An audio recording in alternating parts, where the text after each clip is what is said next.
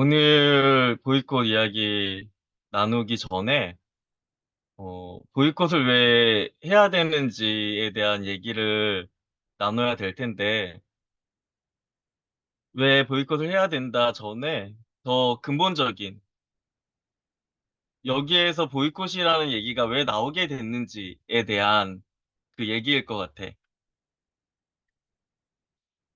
내용을 진행해보면,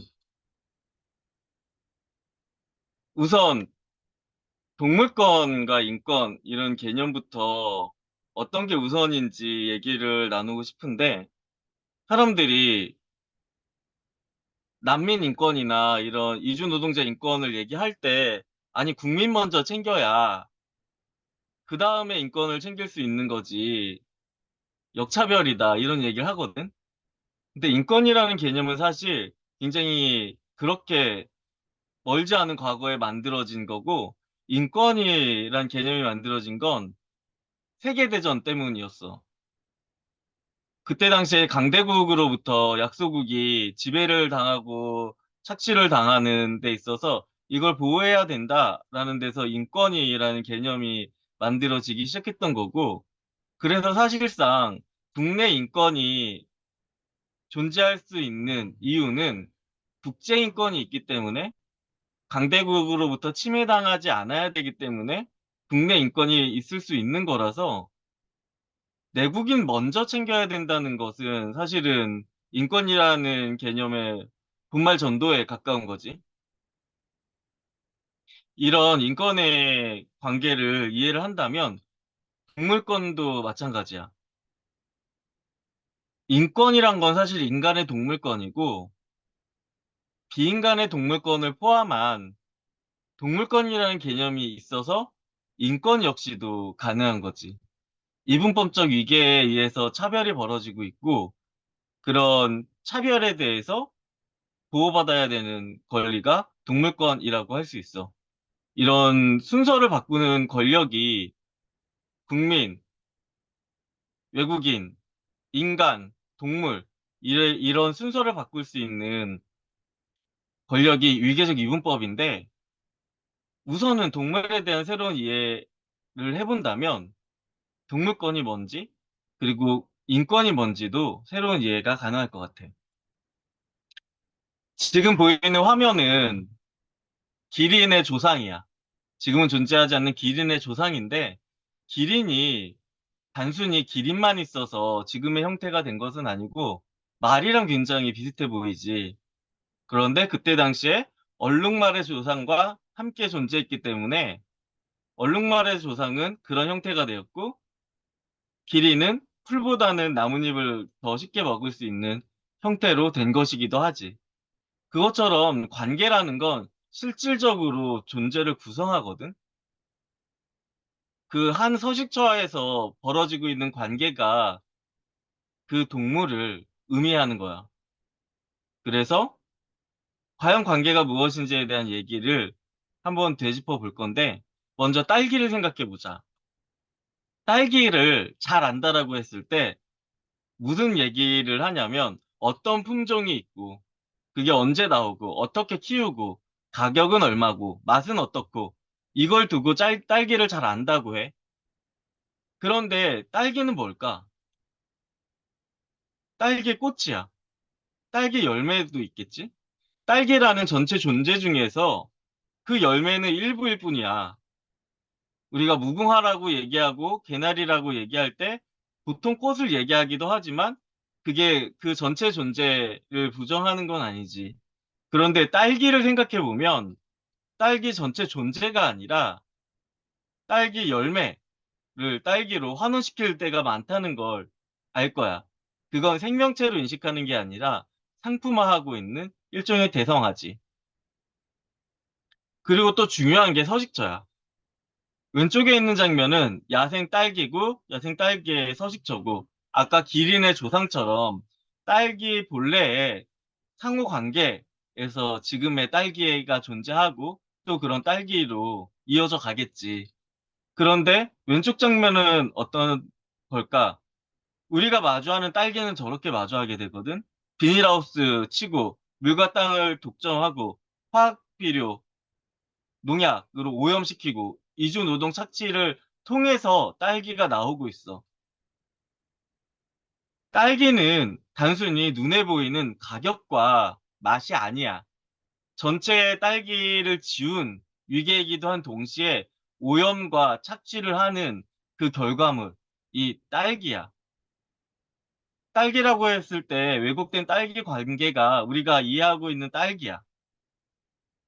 그리고 그것을 지워도 되는 이분법적인 위계가 바로 우리가 딸기랑 맺는 관계고, 이렇게 딸기 전체와 서식자 연결성으로 이해할 필요가 있어. 동물이 그래. 눈앞에 보이는 몸뚱아리, 개체는 동물의 일부일 뿐이야. 딸기는 밥을 어떻게 먹을까? 잎을 키워서 뿌리를 뻗어서 밥을 먹겠지? 동물에겐 그게 행동이야. 딸기 같은 경우는 동물의 행동에 해당하는 것이 몸으로 표현돼. 이동은 어떻게 할까? 딸기는 몸을 키우기도 하지만 씨를 뿌려서 이동을 하겠지? 그것처럼 딸기는 몸, 그래서 식물이지.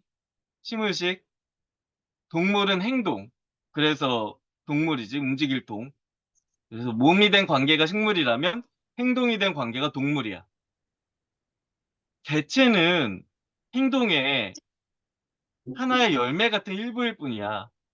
그래서 쾌고 감수 능력으로 동물을 환원하고 있는데 그게 개체주의야. 딸기처럼 품종 상태만 따지는 거랑 다르지 않은 일종의 상품화야. 동물이 전체, 관계, 서식처, 이것들이 동물 한 명의 존재인 거야. 말이라고 부르지 않고 목숨 명자를 써서 한 명이라고 표현을 했어. 관계에 대해서 좀 더 살펴볼 텐데, 관계는 서식처와 분리될 수 없어. 옐로스톤 국립공원에서 늑대를 싸그리 잡아 죽였어. 그때 엘크가 급증해서 주변의 모든 풀을 뜯어먹었어. 그래서 거기에 기반하고 있는 동물들도 줄어들었지. 그랬을 때 늑대를 다시 데려오니까 엘크가 맺어야 되는 관계가 다시 회복되면서 식물까지도 늘어나고 동물까지도 늘어나고 그런 회복 과정을 두면서 서식처와 관계에 대한 이해를 다시금 하게 되었는데, 늑대가 사라진 환경은 사슴의 개체로 두고 보면은 해고 감수성에 부합하는 환경이야. 하지만 그건 더 많은 파괴로. 지금 당장은 엘크 수가 급증했지만 또 엄청 많은 엘크가 굶어 죽었겠지. 여기에서 보는 것처럼 동물의 존재는 쾌고 감수성이 아니라 서식처 관계로 이해해야 해. 열매인 개체가 아니라 서식처 관계로 이해해야 해.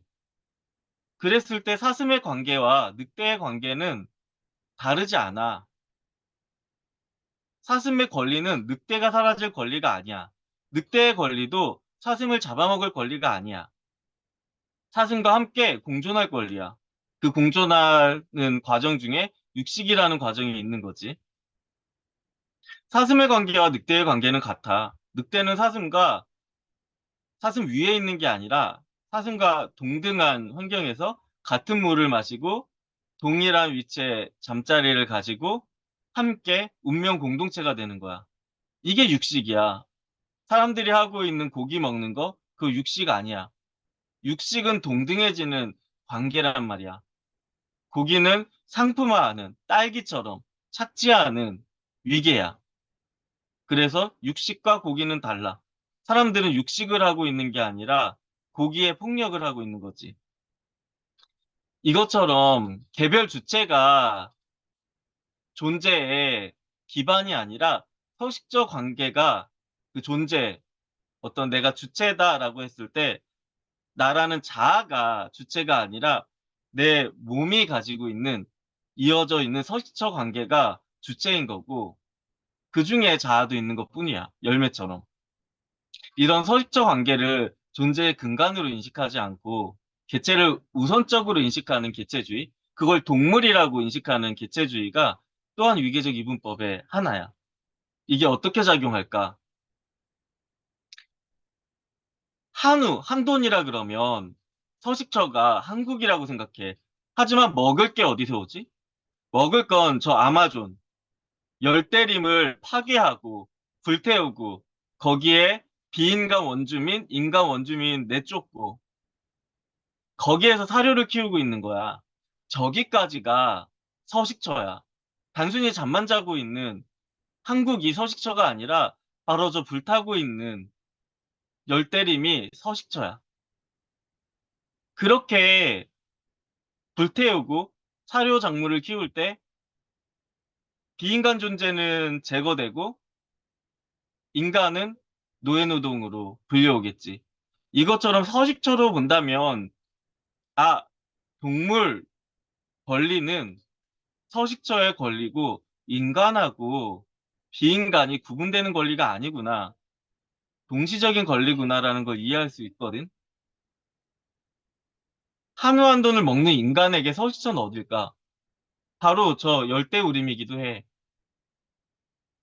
아마존에 착취당하고 있는 이들이 내 입에 들어오는 고기의 관계야. 저들이 동시에 고기야. 육식하고 달라. 고기는 육식하고 달라. 서식처 관계를 지우는 폭력이야. 그 고기 안에 내몰리는 원주민들이 있어. 그렇게 키우는 소젖. 소젖을 통해서 내 아이가 키도 커지고 근육도 세진다. 그게 건강이라고 얘기해. 근데 그 기준은 뭐냐면 착취에 기반해 있는 서양 백인들의 의학 기준이야. 내가 누군가의 것을 착취했을 때 저렇게 얻을 수 있는 소젖을 먹으면서 커진 덩치, 그리고 그 덩치를 유지하기 위해서 더 많은 먹이를 먹어야 되는 그 몸, 이게 건강일까? 키가 좀 작고 근력이 좀 떨어진다면 그건 건강하지 않은 걸까?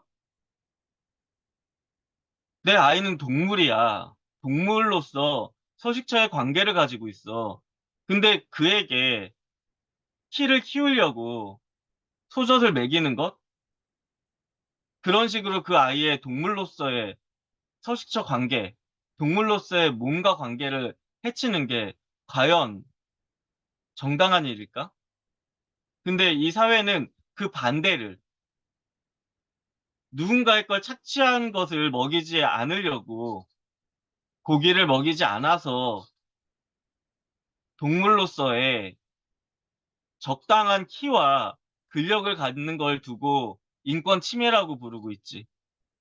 왜 고기 안 먹이냐고. 동물을 이해한다면 인간이 어떻게 자신의 동물성을 잃어버리고 있는지 이해할 수 있을 거야. 동물은 서식처 관계니까. 그래서 지금 이게 복지 농장이야. 외부 적으로부터 보호해주고, 잘 관리해주고, 질병으로부터 보호해준대. 그래서 이들이 행복하대. 개체로서는 그럴지도 몰라. 근데 사실 저렇게 좁은 곳에 가둬놓는데 절대 행복할 순 없지. 근데 어쨌건 개체로서는 그런 해고 감수 능력으로서 행복을 고민해 볼 수 있다고 쳐봐.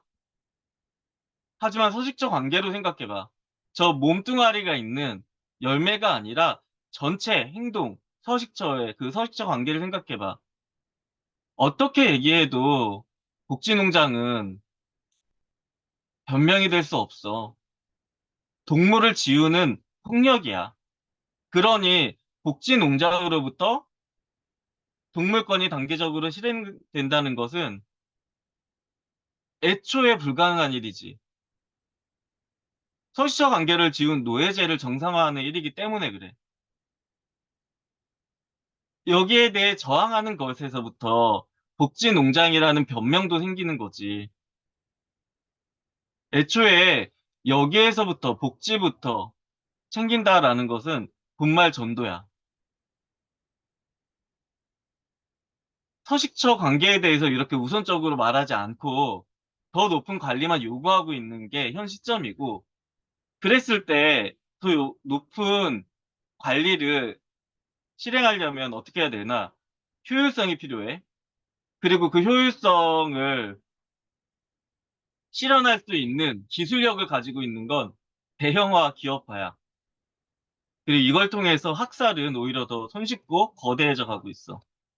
그렇게 늘어나고 있는 게 스마트 축산이야. 스마트 축산이 하는 얘기가 뭔지 알아? 바로 기후위기 대응, 그리고 동물 복지 보장이야. 영소한 농장보다 당연히 더 효과적으로 환경을 제공할 수 있어. 그래서 오른쪽 아래에 보면 우리는 가둬서 키우지 않는다. 저렇게 밑에 밟을 수 있는 걸 깔고 풀어놓는다. 이게 스마트 농장의 변명이지. 이게 동물 복지고 이게 온실가스 감축에 연결된다고 해. 대세는 스마트야. 대형하고 거대 자본, 기업화야. 그런데 우리가 이 시점에서 어떻게 대형화가 가능한지 다시 물어야 돼. 효율은 끊임없이 개선되어 왔다.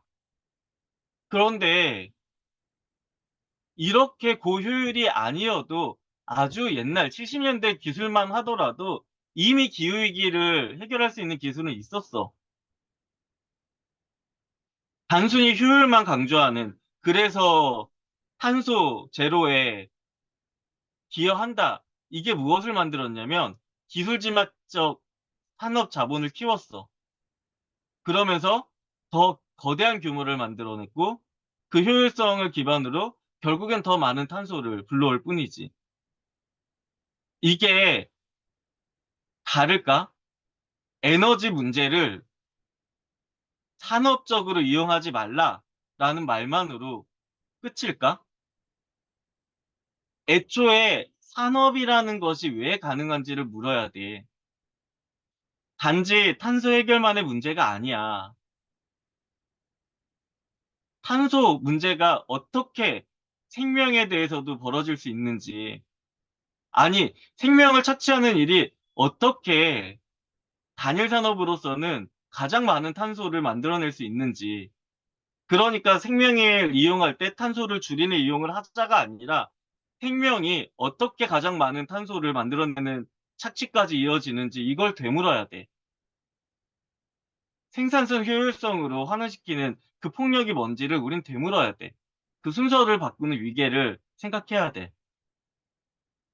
경제가 정말 서로 합의된 거래일까? 그렇다면 내가 수요, 공급 그 곡선에 따라서 결정한 것이 경제일까? 그러면 처음에 이 세계 경제가 만들어질 때 실크로드 생각해보자. 그때 낙타를 이용했는데, 낙타는 낙타 본래의 관계를 보장받았어? 혹은 그들의 서식처는 그만큼 더 보존이 됐어? 누구의 합의를 한 건데? 그 합의는 합의 바깥으로 내몰려도 되는 것들을 지운 채로 만들어지는 합의야. 낙타의 경우와 같아. 거래를 해서 어떤 값을 받았을 때 그 사람이 희귀한 걸 제공했기 때문에 더 많은 위험을 감수해서 더 많은 걸 받은 게 아니야. 내가 무엇을 받았다라고 하는 것은 결국에는 그가 받는 그것을 만들어낸 서식처 관계가 있고 그 책임을 이양받은 거야. 돈 번 게 아니야. 서식처 관계의 책임을 이양받은 거야. 그런데 지워도 되는 위계가 있었던 거지. 서식처 관계를. 더 열등한 가난한 이들, 비인간, 지울 수 있는 위계가 그것을 되돌려주지 않아도 되는, 책임이 아니라 혜택만 되는 그 위계를 만들어낸 거야. 위계를 통해서 소유가 생긴 거지. 경제는 이거야. 존재를 지운, 동물을 지운 게 경제야. 서식처 관계를 지워서 동물이 아니게 한 착취가 정상적인 것이다 라고 얘기한 게 경제를 만들고 있는 거야. 여기에서 시작해야 되는 거야. 그러니 착취를 하고 있는 동물 산업에 대해서 착취를 그만두자, 동물 산업을 멈추자라고 하면 그게 근본적 체제를 바꾸는 게 아니야. 서식처 관계를 지운 그 체제가 있기 때문에 동물 산업도 있어. 그러니 그 체제 자체를 바꾸지 않으면 동물 산업은 어떤 형태로든 남아있을 수밖에 없어. 인간 동물의 산업으로도 이미 남아있고, 동물 산업을 멈추자라는 얘기를 할 사람은 그렇기 때문에 반드시 동물 산업을 멈춰야 체제가 변한다가 아니라 체제가 변해야 되기 때문에 체제에 저항하기 위해서 동물 산업에 대해서도 얘기한다라고 말해야 해. 그런 위계적 이분법에 대한 저항에서는 그때의 동물 산업은 비인간 동물만 얘기하고 있는 게 아니야. 지금도 내가 동물 산업이라고 얘기했을 때 그게 비인간 동물에 대한 산업으로 여겨진다면 그건 이분법이야. 서식처 관계를 지운 바로 그 인간까지도 포함되어 있는 게 동물 산업이야. 이거에 대한 착각을 하고 있다면 애초에 동물 산업은 없어질 수 없고 동물의 방을 올 수 없어. 그게 어떻게 가능할까? 50년대에 미국에서 CEO와 직원 간의 임금 격차는 20배였는데 2018년도는 300배가 넘는데 이게 거기서만 벌어지는 게 아니야. 국가 간에도 벌어지고 있어, 이 양극화는. 아니, 그런데 대체 어떻게 비와 대지와 햇살이, 노동과 피와 땀이 다른 가격일 수 있어? 햇빛이 어떻게 다른 가격이야? 사람이 어떻게 다른 가격이야? 동물이 어떻게 다른 땅에 있는 동물이라고 다른 가격이야? 개체주의에선 그게 가능해. 왜냐면 개체는 동물이 아니니까, 소비를 위한 열매니까. 서식처 관계의 동물은 절대 그게 불가능해. 361배나 일하는 인간이 대체 어딨어? 그 양극화는 착취일 뿐이야. 아까 말한 대로 서식처 관계에 대한 책임을 지지 않아도 되어서 소비할 수 있는 대상화를 했기 때문에 가능한 일이야. 피해자의 피해가 가해자의 소득이 되고 있는 거지. 그런데 이게 어떻게 가능한가? 평균치에서 양극화로 더 많이 얻는 것은 결국에는 그 약자의 것을 지운 착취거든. 근데 가난한 사람들은 어떻게 생각해? 내가 1을 벌 때 2를 벌었어. 근데 10을 가진 사람은 100을 벌었어. 아니, 내가 2배가 될 때 10배나 되는 이들이 생기는 게 억울은 하지. 그런데 나는 2배로 늘어났잖아. 그러니까 이 체제를 유지하고 있어. 근데 나 2배 되는 거 어떻게 생기는 걸까? 서식처 관계를 파괴했을 때 생기는 거야. 동물을 지웠을 때 생기는 거야. 자본주의가 뭐냐면 모든 것에 가격을 매겨서 문제인 게 아니라 오히려 어떤 것에는 선별적으로 가격을 매기지 않아도 되는 그게 자본주의야. 누군가의 존재가 더 싼 값이 되고 그 존재인 서식처 관계가 지워져서 햇살은 가격 제로라고 얘기할 수 있는 것. 그 차별이 자본주의야. 그 차별 어떻게 만들어질까? 국가가 없으면 만들어지지 않아. 환율이 있으니까 만들어지는 거야. 잘 생각해보자. 환율, 당연히 국가주의 때문에 생기는 거지. 그럼 국내에서는 문제가 없을까?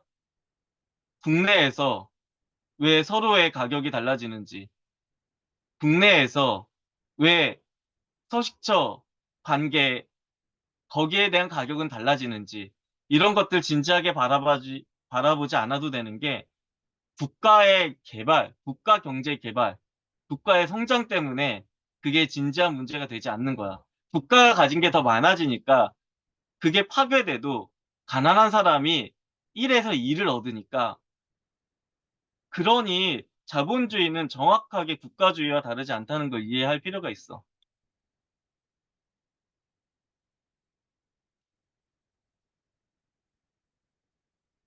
육식을 하면 채식보다 화석연료, 물 사용, 땅 사용이 10배 이상 든다고 해. 왜냐? 사료를 키워야 되니까. 이 말이 무슨 말이냐면 빈공국 원주민들의 삶의 자리를 파괴한 거야. 비인간 원주민들은 제거하고 인간 원주민은 노예화하고 그들의 입에 들어갈 물과 식물까지 빼앗아 먹고 있는 게 우리가 말하는 육식이야. 근데 육식 고기 가격이 그렇게 10배 이상으로 비싸? 비싸지 않아. 왜냐고? 서식처 관계에 대해서는 가격을 매기지 않고 싼 값으로 만들 수 있기 때문에 그래. 육식만 하지 않으면 다가 아니야. 개별 품목 중에서는 가장 많은 가난한 이들의 물을 빼앗아 먹고 있는 게 한국에서는 커피야. 그러니 내가 채식한다 라고 해서 이 문제에서 자유로운 거 아니야. 팜유도 마찬가지지. 뒤에 있는 배경이 팜유 농장이거든. 서식처 관계를 지울 때 인간은 동물이 아니게 돼. 국민으로 존재해. 그러니 저쪽 국민은 싼 값이니까 착취해도 돼. 왜냐면 저쪽 국민이 돈 벌려고 한 일이니까 저쪽 국민이 선택한 거라고 얘기해. 아니지. 왜 그 선택을 할 수밖에 없게 됐는데. 그건 서식처 관계를 지우고 그 값을 지불하지도 않아도 되는 권력을 가지고 있는 이들이 양극화를 통해 점점 더 많은 힘을 가지고 점점 더 많은 착취를 하고 있으니 나도 거기에 서지 않으면 착취당하기 때문에 그렇게 되고 있는 거야. 그렇게 국민이 되는 거야.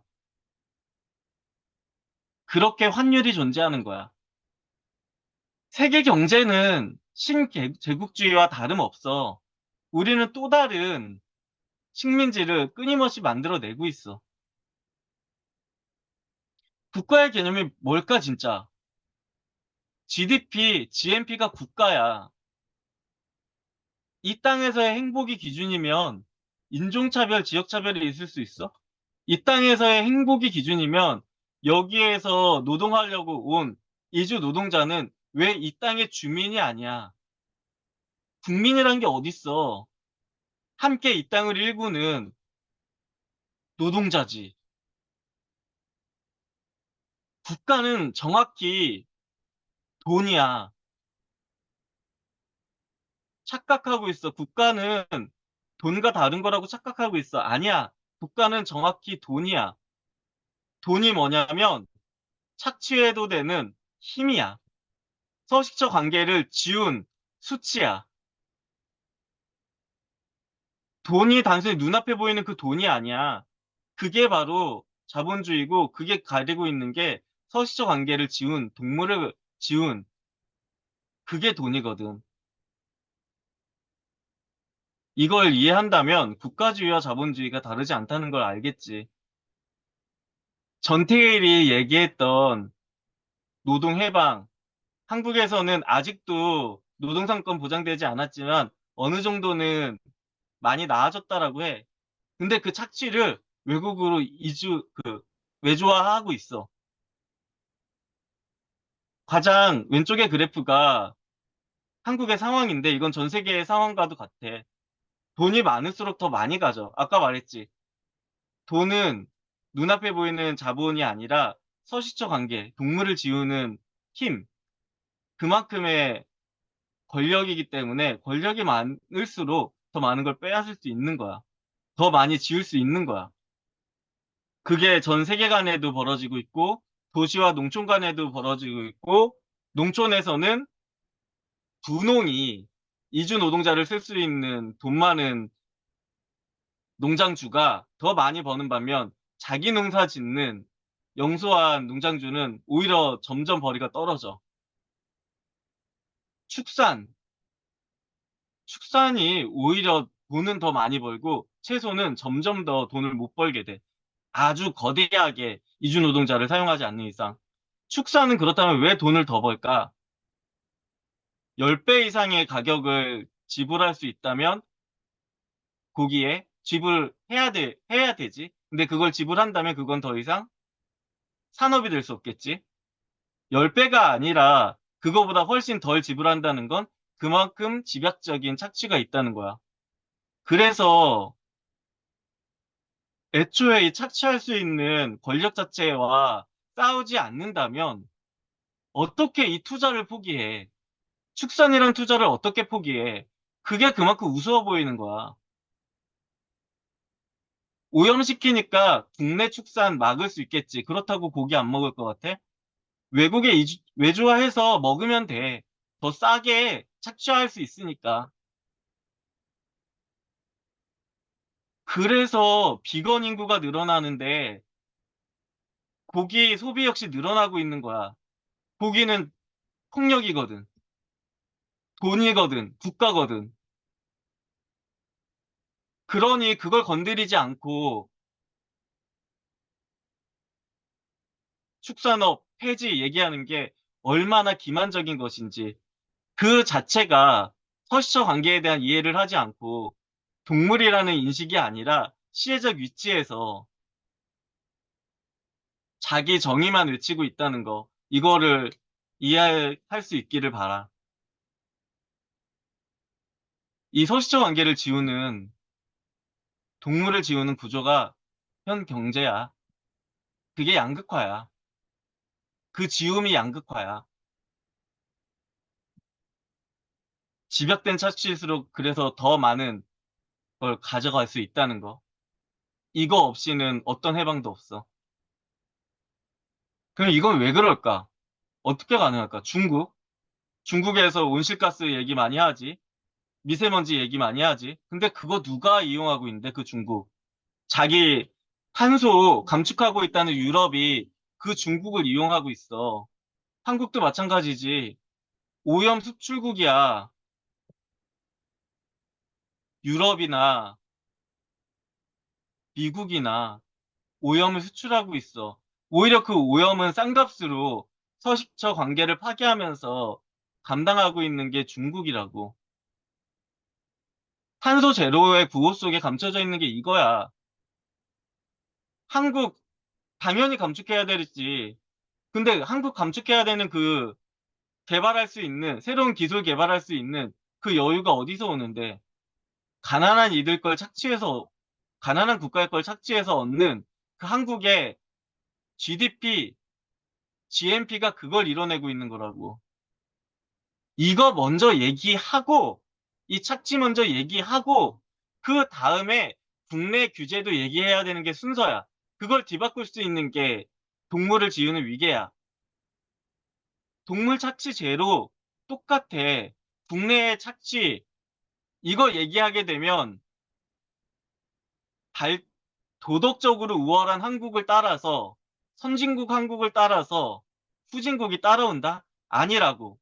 한국이 착취하고 있기 때문에 벌어지는 일이고 한국의 착취를 없애는 게 먼저 돼야 국내에 동물 착취도 없어질 수 있는 거라고.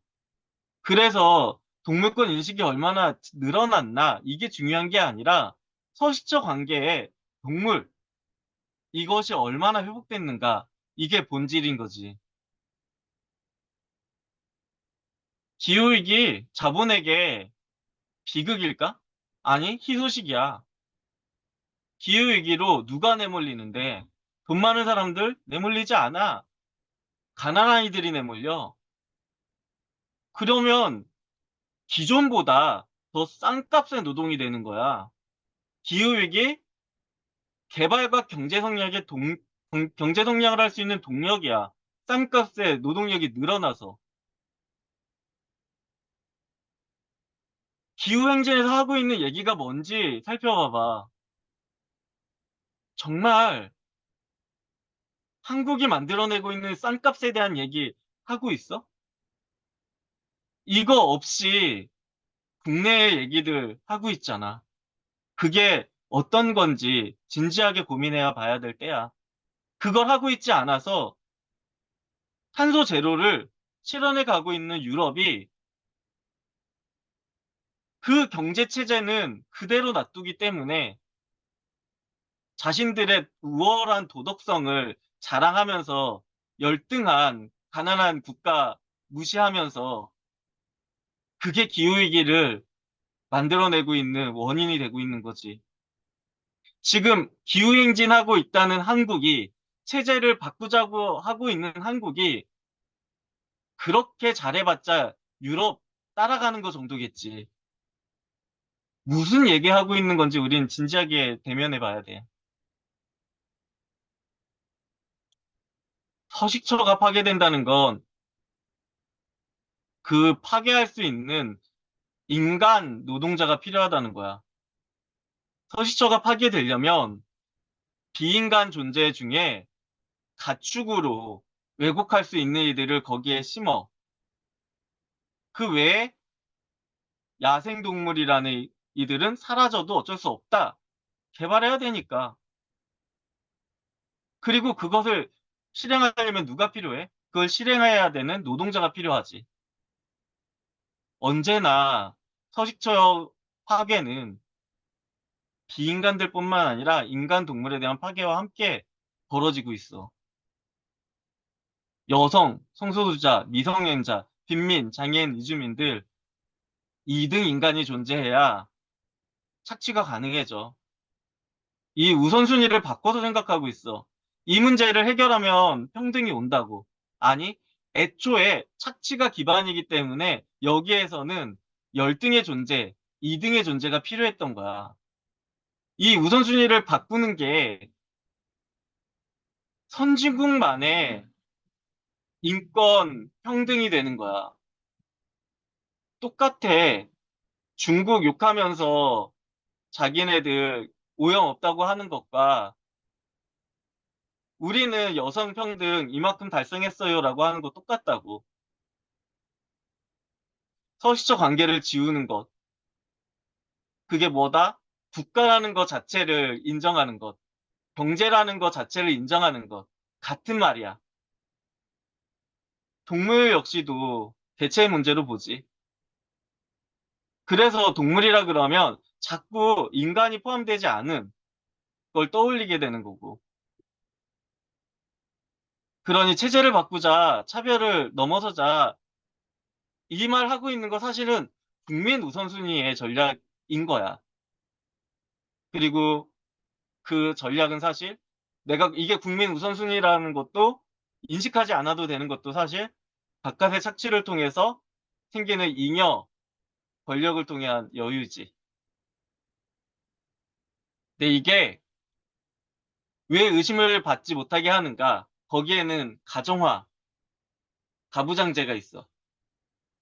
오른쪽 장면을 보면서는 굉장히 폭력적인 장면이라고 생각하면서 왼쪽 장면을 보면서는 너무나 평화롭고 아름다운 장면이라고 생각해. 아니야, 둘이 같아. 왼쪽 장면인 비인간 존재에게는 가정화라는 이름으로 도메스티케이션, 오른쪽 장면에는 가축화라는 이름으로 똑같이 도메스티케이션이지. 표현한다면 이 본질이 더 잘 드러나겠지. 가정화가 뭐냐? 삶의 근본 단위부터 비인간 동물, 인간 동물.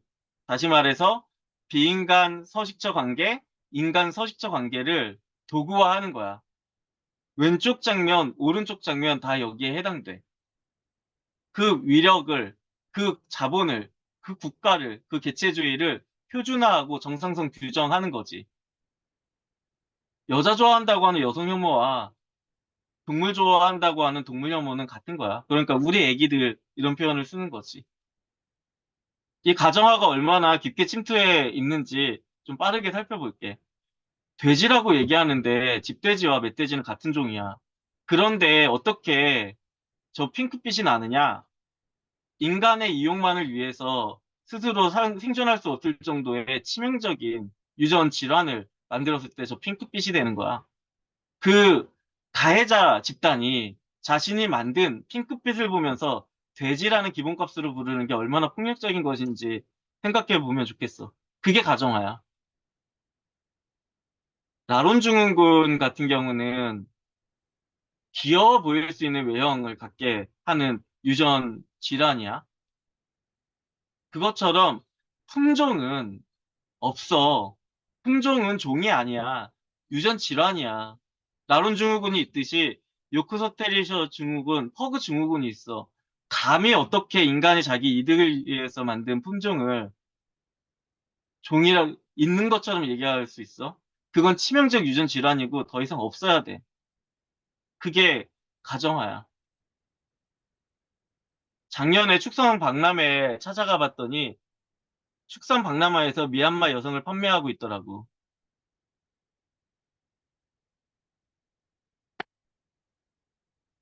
오른쪽 장면하고는 다를까? 오른쪽 장면에서 나는 평등하게 지내려고 합니다. 라고 사람들이 얘기해. 왼쪽 장면에서도 마찬가지지. 국제 결혼했어도 평등한 가정을 꾸리는 곳도 있어. 그걸 보면서, 아, 이거는 개인의 문제다라고 하고 있어. 근데 그 미얀마에서 베트남에서 왜 오는데? 돈 많은 한국의 착취 때문에 거기서 착취당하느니 차라리 돈 많은 데로 오는 거 아니야. 평등하게 지내는 개인의 문제로 보는 게 바로 이런 국가의 문제를 가리고 있는 거야. 반려동물이라는 이름으로 똑같이 가려지고 있는 거야. 그 국가의 문제, 자본의 문제가. 경제적으로 이용당하는 가난한 국가의 젊은 여성이 한국 농촌 중년 남성의 반려인간이야? 그거 동물 취급이라 그러거든? 근데 이 동물 취급은 사실 동물이 아니게 만드는 걸 동물 취급이라고 하고 있는 거야. 가정화를 동물 취급이라고 하고 있는 거야. 이런 구조의 문제를 가릴 때 비국민에 대한 착취, 억압, 이런 것들이 경제 논리로 합리화되기 때문에 그래서 가능한 거야. 정말 나와 같은 지위라면 목줄을 얼마나 잘하느냐 이 얘기를 할 게 아니라 도로와 제도를 바꾸겠지? 도로와 제도를 바꾸면 차가 잘 다니지 못하겠지? 그만큼의 경제 속도가 늦춰지겠지? 경제 속도가 늦춰지면 지역 중심의 생활이 되고 빠른 속도가 아니라 평등한 이동권을 같이 누리게 되겠지. 뭔지 정말 내가 생각하고 있던 게 위계에서 벌어지고 있는 게 아니었는지 다시 돌아봤으면 좋겠어. 가정은 서식처 아니야. 서식처가 언제 회복될지 모르겠지만 서식처가 회복될 때까지 그리고 너무나 치명적 유전 장애를 만들었으면 그게 더 이상 이어지진 않되 가능한 그 고통스럽지 않게 책임져야 되는 인간이 생추어리로 지내고 있는 거지. 그거 결국 수용시설이야. 가정은 생추어리고 수용시설이야. 반려인간 종이 없듯이 반려동물은 없어. 인간에 의해 유전 질환을 가지고 있는 입소동물, 시설 수용동물이야. 이거에 대해 저항해야 되는 거야. 그런데 길고양이는 어떨까? 길고양이 사료 반드시 동물성이거든? 그거 어디서 오느냐? 가난한 나라 착취에서 길고양이보다 훨씬 끔찍한 대규모의 폭력 속에서 학살을 당한 이들이 그 사료로 갈려 나가는 거지. 이게 국가고 이게 경제야. 그런 국가 돈이 없으면 애초에 가능하지 않은 일이야. 길고양이 선택이 바로 종차별이고 동물 혐오야. 이게 가정화야. 가정 바깥의 것, 야생동물, 그리고 사료로 이용되는 동물들, 비가시화하고 약탈해도 되는 자원으로 여기게 하는 것. 이 싼 값, 가정화가 바로 싼 값의 동력이야. 국가 자본은 바로 이 가정화를 통해서 가능한 거야. 그렇다면 이제 알겠지. 동물을 지우는 것, 서식적 관계를 지우는 게 무엇인지. 가정화, 계급주의, 자본주의, 국가주의, 개체주의. 정말 이들이 진짜로 같은 거였던 거야. 차별이라서 각각 다른 데서 벌어지고 있는 차별인데 영역이 다를 뿐이지 사실 그 진짜 중심은 동물을 제거한 거야. 그게 바로 현대사회 자체인 거지. 인간이라는 이유로 인간이 동물을 제거한 그 억압의 구조에 대항하는 운동이 동물 해방 운동이야. 설명을 자세히 하다 보니까 굉장히 길어지고 있어서 미안해. 지금 해방 운동으로부터 좀 더 이어갈게. 해방운동이 어떤 걸까라고 했을 때 독립군들이 처음부터 있었던 건 아니야. 왜냐하면 조선 권력이 굉장히 부패했거든. 조선 왕조 굉장히 긴 기간 동안 너무나 부패해서 오히려 선진국인 일본을 반기는 민중들도 있었어. 그런데 웬걸? 이들이 일본이 직접 오니까 조선 왕조보다 더하네. 그러면서 생겼던 게 민족이라는 개념이고 그전엔 민족이라는 개념이 없었어. 그런 민족의 개념 안에서 조선의 독립운동이 있었던 거고, 이 독립운동은 조선의 권력 체계도 동시에 비판했어. 그리고 한국을 위한 운동이 아니라 동아시아의 평화를 위해서 일본의 저 제국주의 폭력에 맞선 거야. 조선인이 한국인이 하는 거는 권력 체계들이 설정한 국적인 뿐이야. 진짜 정체성은, 해방의 정체성은 거기에 있는 게 아니야. 그런데 이 독립군이 해방에 기여했나? 아니. 사실 해방을 만들어낸 건 서구 열강들의 이권이야. 독립군들의 독립운동은 해방에 단 하나도 기여하지 않았어. 그렇다면 서구 열강이 독립운동을 한 걸까? 아니지. 해방은 독립군들이 한 거야. 해방운동은. 수준의 문제가 아니고 성과의 문제가 아니기 때문에 그래. 존재의 운동이기 때문에 그래. 일본이라는 지정받은 국민성, 국적, 지금은 한국이겠지, 이 땅에서는. 한국이라는 지정받은 국적으로 생각하지 않고 그 안전, 그 정체성을 버리고 서식적 관계에 소속을 되찾는 것. 그러니 한국이 살아야 된다가 아니라 서식적 관계에 소속을 되찾는 것이기 때문에 싸우자고 한 것은 폭력과 싸우자는 거였고, 그래서 제국주의와 싸우자는 거였고, 그래서 동아시아의 평화를 얘기할 수 있었던 거지. 해방은 이것처럼 어떤 상태가 아니야. 과정이야. 아까 말한 대로 동물복지로부터 해 나갑니다라는 과정이 아니라 끊임없이 국가라는 정체성에서, 지정받은 정체성에서 저항하여서 서역적 관계를 회복해가는, 그래서 여기에서부터 이뤄내는 것이 낙수효과로 떨어진다가 아니라 바로 여기에서 지워지는, 그 지워진 자체에 함께하는 것.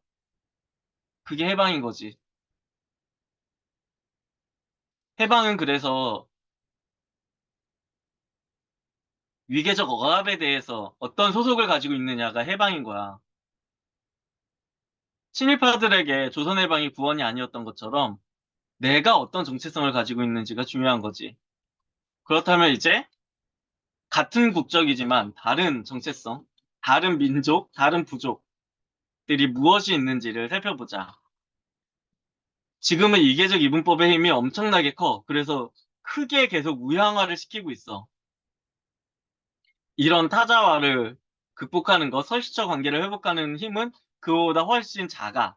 그러다 보니까 원래 분포가 가운데가 가장 높아야 되는데 점점점 오른쪽으로 분포가 높아지고 있는 거지. 여기서 첫 번째 어떤 공동체들이 있냐면, 어떤 나라가 있냐면 정상성 규정의 나라가 있어. 이들은 가장 많은 사람들이 얘기하는 것이 옳다라고 하는 것. 당연히 현 체제가 그래서 정당하다라고 하겠지. 기본적으로 그렇기 때문에 우양화에 함께하고 있는 거야. 우양화하는 힘을 더하는 이들이야. 다수를 따르는 건 사실은 동물로서의 특성이야.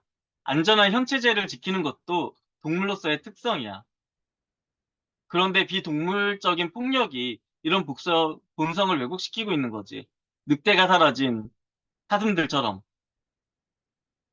이 위계 폭력이 인간 자체는 아니야.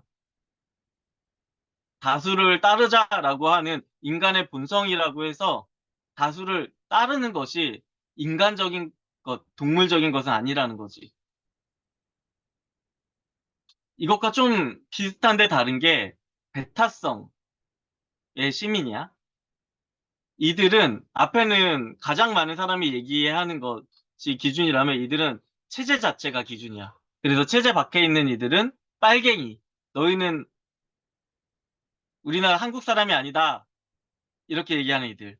그래서 앞이 민주당이라면 여기는 국힘의 성향이라고 할 수 있고, 그런데 체제 유지 측면에서 둘은 사실 거의 유사해. 같은 나라라고 해도 무리가 없을 정도로 유사해. 이들과 좀 다른 게 윤리학. 직접 우양화하진 않는데 이들은 그 평균값을 가지고 있어. 가치의 중간값이 아니라 사람들의 평균값. 그래서 이들이 중도를 얘기하고 있는 거지. 갈등을 줄이자. 서로 양극단이 자기 옳다라고 얘기하지 말자. 서로 양보하자. 그러면서 갈등을 줄이자라고 하고 있는 게 윤리학. 그런데 이들은 스스로가 우양화하는 것에 기여하고 있지는 않지만 우양화하는 이들에 대해서 기계적 중립을 지키고 있기 때문에 함께 우양화하는 때 변명하는 힘을 실어주고 있는 거지. 이들이 갈등을 줄이자라고 얘기하고 있는데 사실은 이게 의해서 갈등이 생기는 거잖아. 양 극단이 똑같이 잘못한 게 아니라 한쪽은 위계를 수호하고 있는, 그러기 위해서 갈등을 만들어내고 있는 거고, 한쪽은 그 위계에 의해서 제거되고 있기 때문에 그걸 드러낸 것 자체가 갈등이라고 하는 거야. 그러니 평화는 사실 갈등이 줄어드는 게 아니라 필요한 갈등이 가시화되는 거지. 이런 윤리학이 세상을 바꾸는 것으로 보이는 이유는 개체주의 때문에 그래. 아까 말한 대로, 대도살 멈췄으니까 이제 우리는 다른 동물들을 보호할 수 있어. 동물 복지부터 실현하면 우리는 이런 동물 산업 착취까지 이어질 수 있어. 이게 윤리학의 기본적인 생각이거든. 개체주의로 보면은 사람들이 이런 인식을 점점 더 많이 갖게 돼. 개체주의로 보면. 근데 아까 말한 대로 서식적 관계의 눈으로 보면 어떻지? 비건 인구 늘어나도 고기 소비 늘어나는 거랑 똑같아. 그래서 윤리학도 결국에 세, 앞에 있는 이 공동체와 다르지 않은 공동체야. 이 두 공동체에 힘을 실어주는 공동체야. 서식적 관계를 지우는데 앞장서는 공동체야. 이것과 좀 다른 게 바로 좌파 있지. 좌파 시민. 이들은 아이고, 넘어갔다. 정상성 규정하는 우양화에 저항해. 왜냐하면 이들은 사람들의 평균값이 아니라 가치의 중앙값을 지키거든. 그럼 이들은 가치를 수호하고 있기 때문에 가만히 있어. 근데 기본값이 우양화하기 때문에 이들은 계속 좌편향으로, 왼쪽으로 가고 있는 걸로 보이지.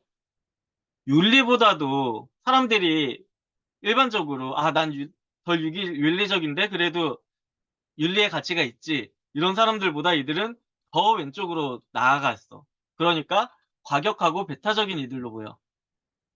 근데 이들은 그냥 그게 아니라 자기 가치에 중심을 두고 있어서 움직이지 않는 것뿐이야. 이들의 언어와 해방의 언어는 비슷해. 현장도 비슷해. 그런데 이들은 자기 가치 추구에 목적이 있기 때문에 자기 자리를 옮기지는 않아. 이들 역시 세상을 바꾸자라고 얘기해. 근데 그 말이 무엇이냐? 자신의 올바른 가치가 세상을 올바르게 이끈다라고 얘기해.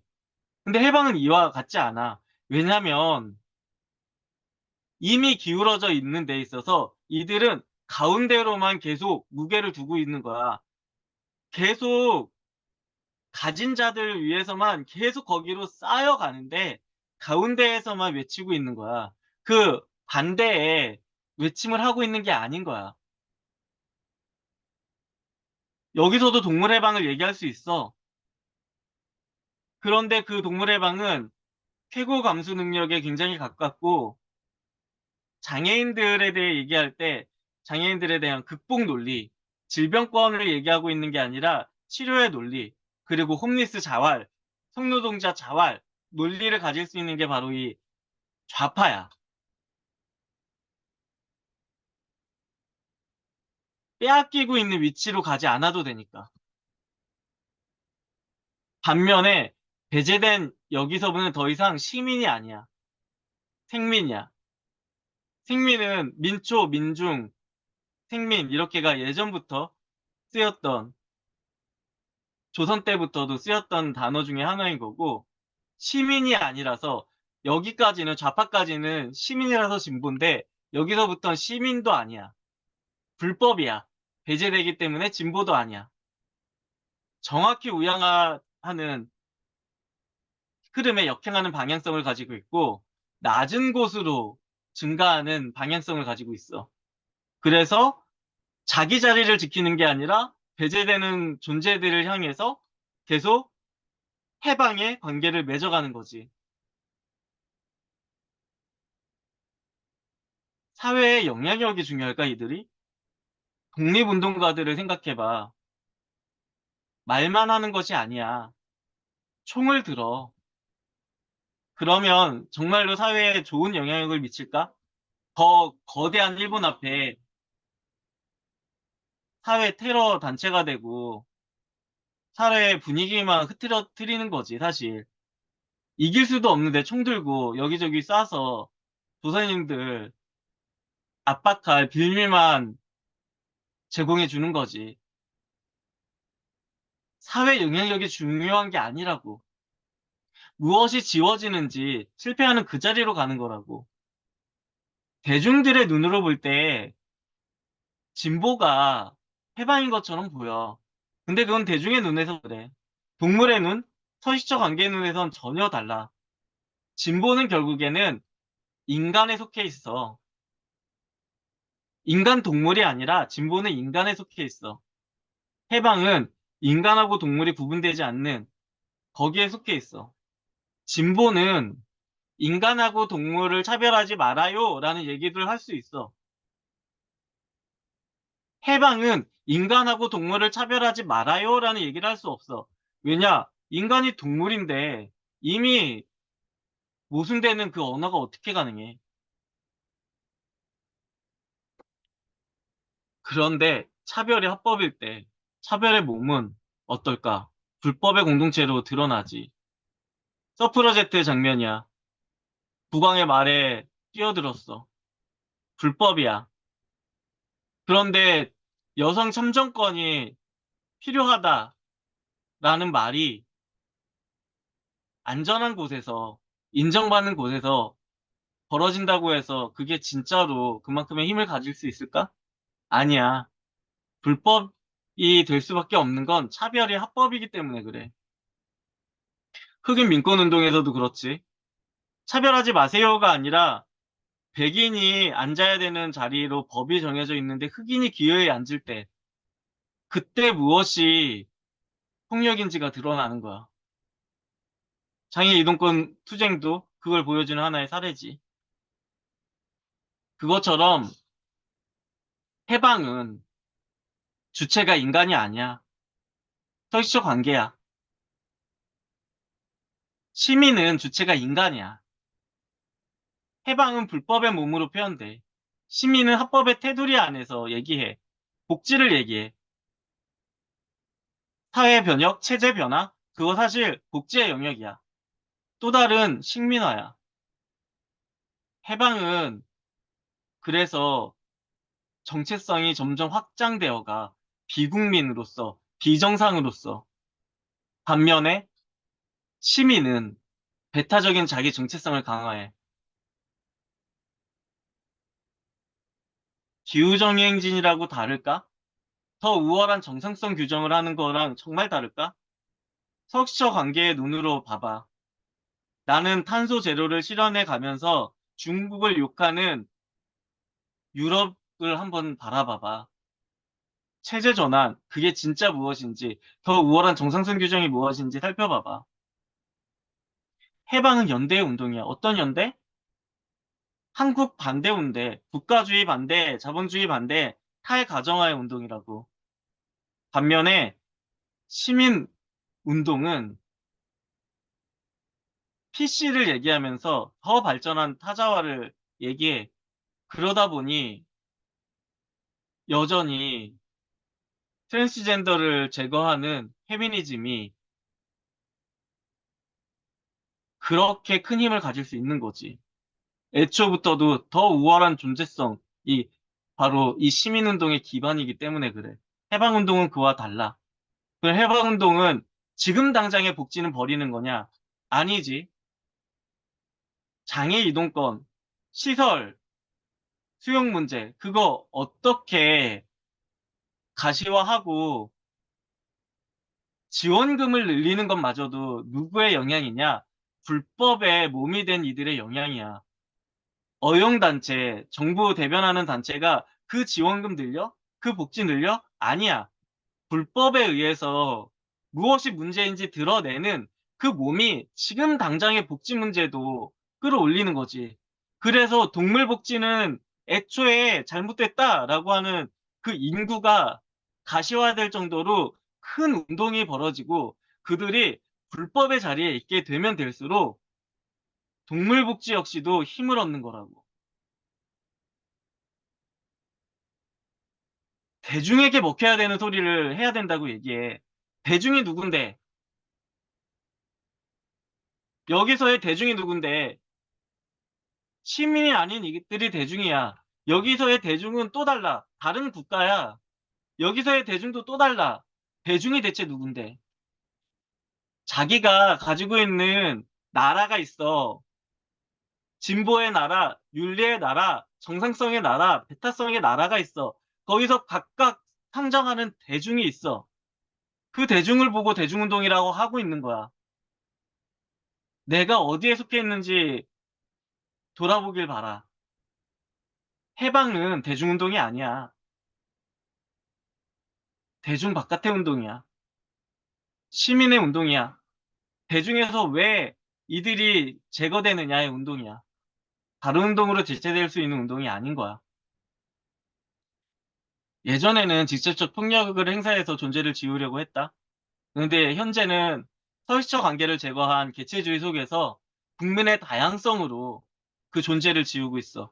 진보의 위치에서 지우고 있고, 윤리의 위치에서 지우고 있고, 정상성, 배타성의 위치에서 지우고 있어.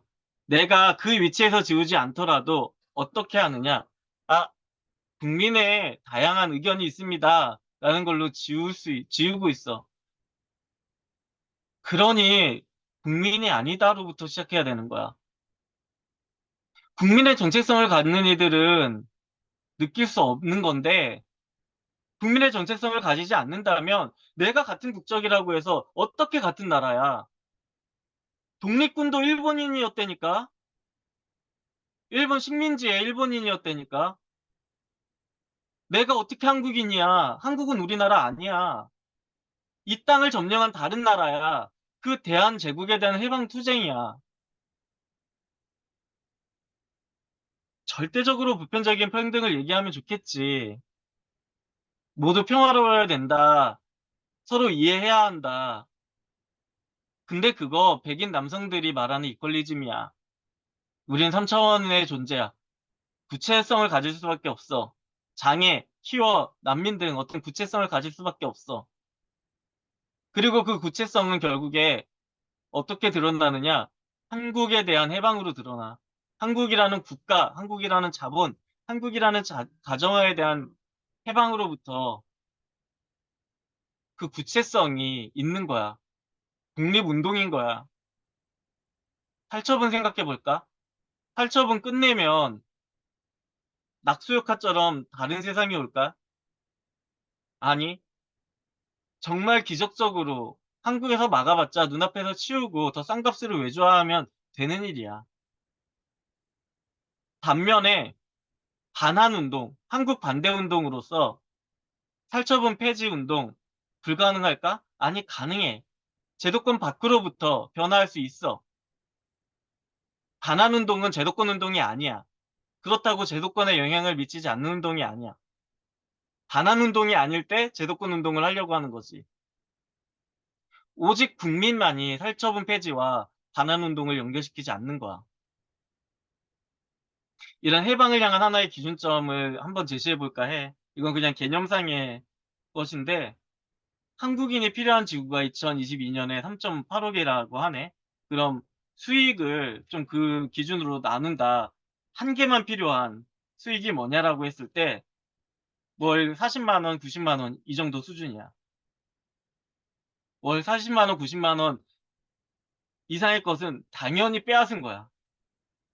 서시적 관계를 지우고 책임지지 않고 빼앗은 거야. 그걸 되돌려 주는 것이 선한 일이다? 아니, 당연한 일이야. 되돌려주지 않는 일이 악한 일이야. 그걸 다 되돌려주고 월 40 벌이에서 거기에서 연대하는 것, 나누는 것, 그게 새로운 선한 일인 거지. 그걸 위해서 일을 안 하고 돈 안 되는 일을 하고 나누는 거. 생산 노동인 소유에서 존재 노동으로 옮기고 가치 노동, 연대 노동으로 옮기는 거. 기후정의, 동물해방 말이야 쉽지. 그거 진짜 어떻게 해야 가능한지 알아? 경제 붕괴나 국가 붕괴 정도의 충격이 있을 때야 가능한 거잖아. 여태까지 봤잖아. 그게 아니다라고 했을 때 중국 욕하고 탄소제로 실행한다는 유럽처럼 그들이 만드는 기후위기처럼 기후정의 동물해방은 경제 붕괴, 국가 붕괴 정도의 충격이 있을 때야 진짜 가능한 거야. 그러니 반환운동에서 시작해야 되는 거지. 동물해방은 반환운동이어야 되는 거지. 그것이 없이 기후 인식, 동물권 인식이 이뤄지고 있기 때문에 결국에 한국은 점점 더 양극화 돈 많이 벌고 대형화로 연결되고 있는 거야.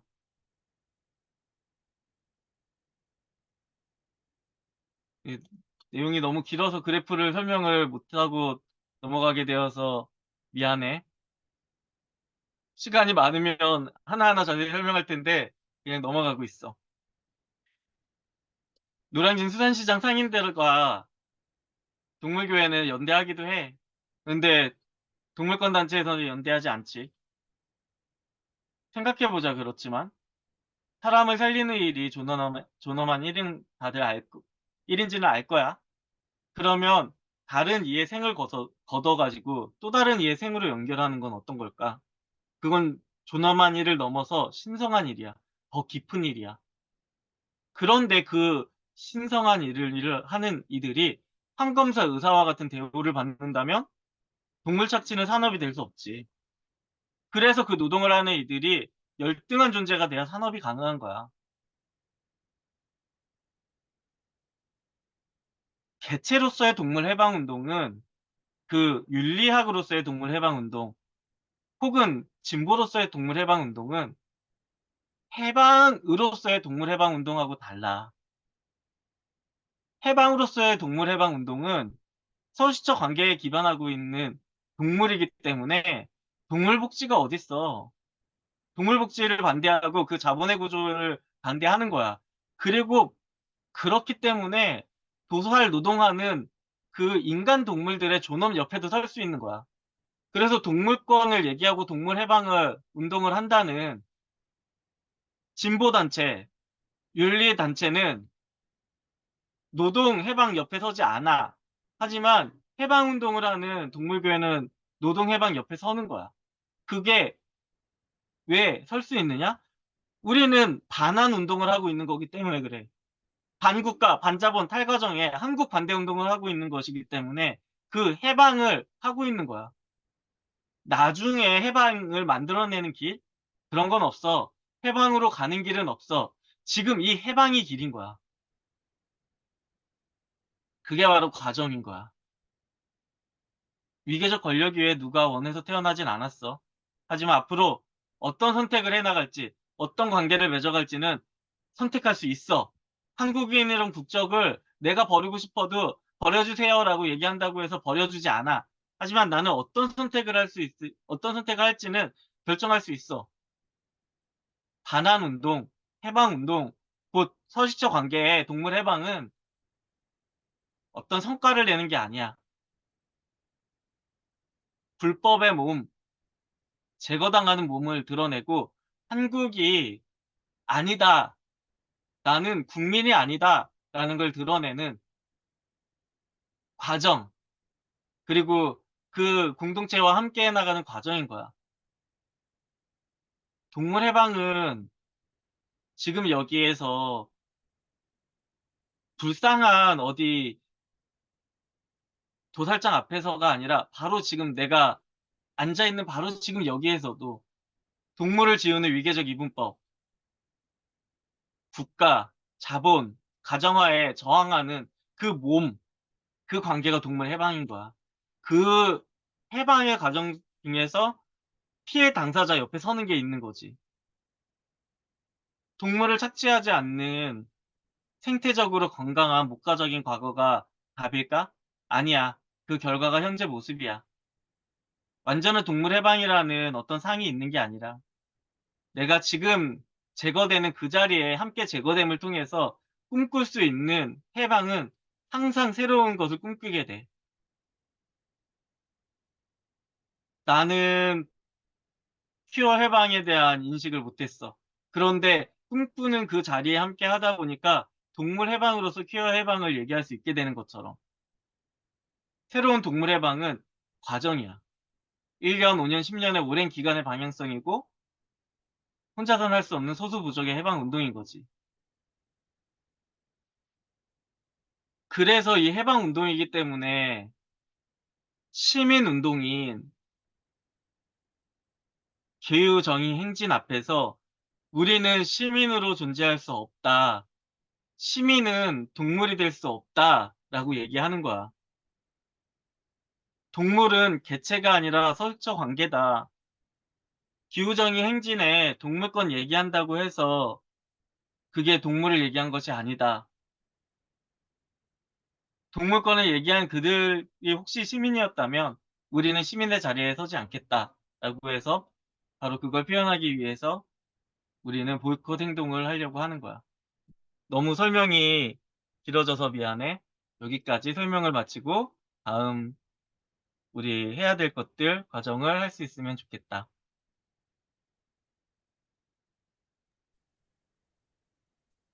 지금까지